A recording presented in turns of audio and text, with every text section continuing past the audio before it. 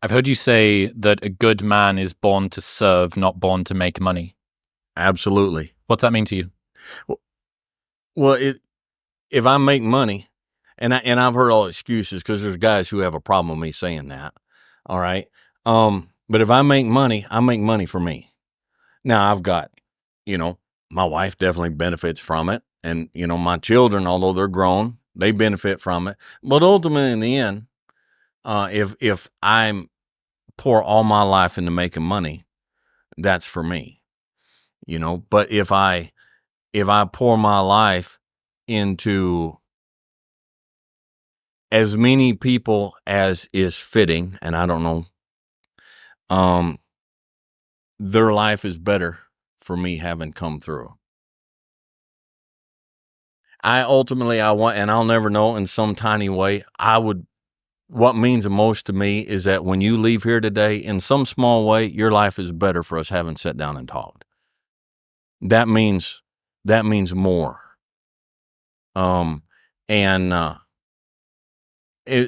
so we're, I think we are. I think a real man is born to serve. And serve means provide for those that are in your sphere of you to provide for. It means to protect. It means to encourage. It means to teach and to train. And sometimes it means to step back and let them hit the wall. Sometimes the best service you can do for somebody is to, when it's all done, walk up and look down and say, did that hurt?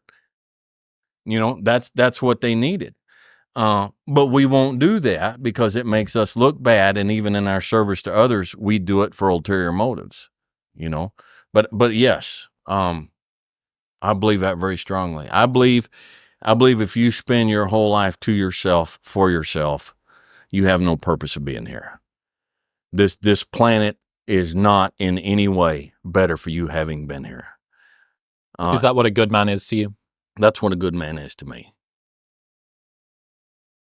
When my wife and we've moved, we've lived all over, but it's been a thing of ours. When we leave, we try to leave the house in some way better than when we found it. And that's how I approach life. Is like when people come across my path, I try to leave their life a little better than when I found it. And you know what? That may be just looking at that poor, tired lady checking out at Walmart with the sore feet and the glazed over eyes and looking her in the eye and say, how are you doing today? It don't take much, but it's like, I guarantee in some small way, her life was a little better when I passed through that Walmart line than it was before I got there.